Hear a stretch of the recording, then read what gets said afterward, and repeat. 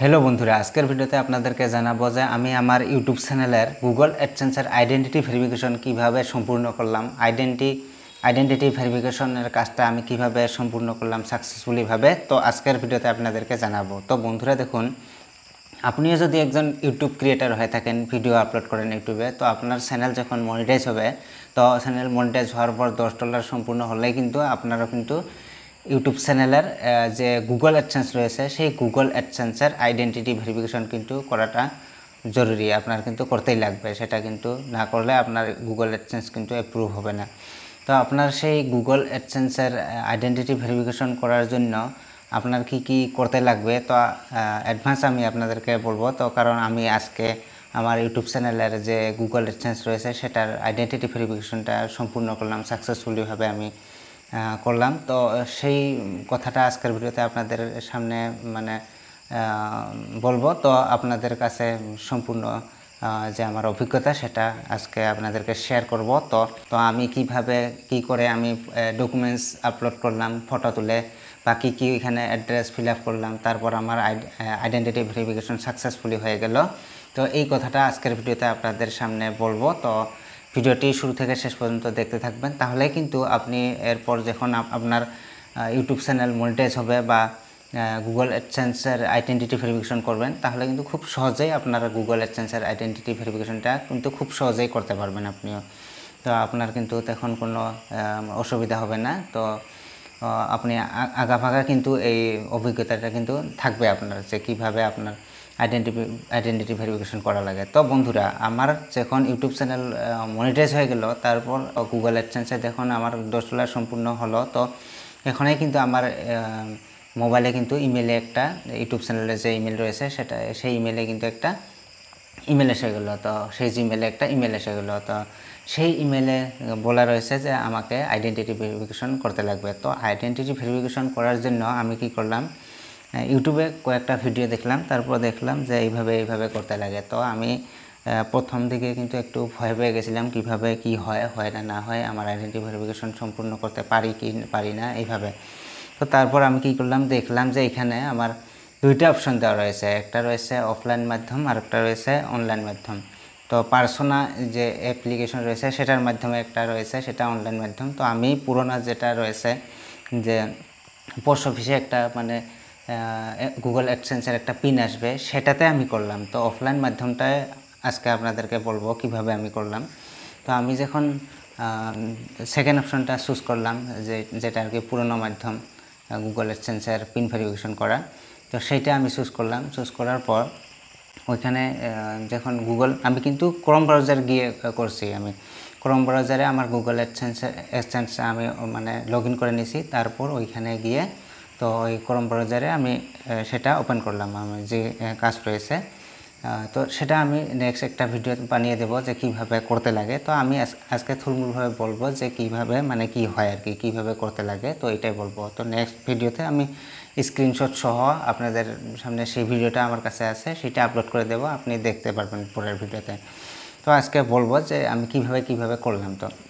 তো আমি যখন সেই ক্রোম ব্রাউজারে ওপেন করে গুগল অ্যাডসেন্সটা ওপেন করে আমি অ্যাকশন বুটনে ক্লিক করলাম। তারপর যখন ওইখানে আইডেন্টিটি ভেরিফিকেশন করতে গেলাম, তো ওইখানে সেকেন্ড অপশনটা যখন আমি ক্লিক করলাম, করার পরে কিন্তু অনেক কয়টা সেখানে ডকুমেন্টস দেখানো হচ্ছে যে এই কটা আপলোড করতে লাগবে, এই কটার যে কোনো একটা আপলোড করলে কিন্তু আপনার আইডেন্টিটি ভেরিফিকেশনের কাজটা সম্পূর্ণ হবে। তো ওইখানে কয়েকটা ডকুমেন্টস দিচ্ছে, যেমন পান কার্ড ছিল, তারপর ভোটার কার্ড ছিল, তারপর ড্রাইভিং লাইসেন্স ছিল, এইভাবে কিন্তু কয়েকটা ডকুমেন্টস ছিল। তো ওইখান থেকে আমি কি করলাম, পান কার্ডটাকে চুজ করে নিলাম।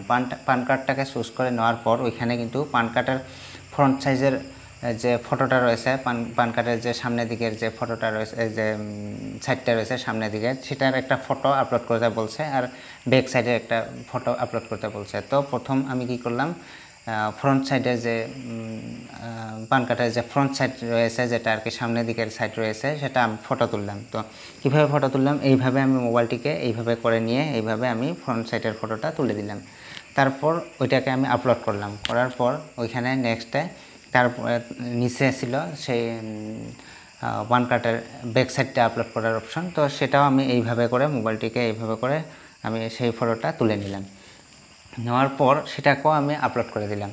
দেওয়ার পর কী হলো, নেক্সট অপশনে ক্লিক করলাম, নেক্সটে ক্লিক করার পর ওইখানে আমাকে আমার নাম মানে টাইপ করতে বলছে। তো আমার সম্পূর্ণ লিগ্যাল নামটা আমি টাইপ করে দিয়ে দিলাম। তারপর ওইখানে আমার ফার্স্ট লাইন আর সেকেন্ড লাইন অ্যাড্রেস রয়েছে, তো ফার্স্ট লাইনে আমার সম্পূর্ণ অ্যাড্রেসটা লিখে দিলাম।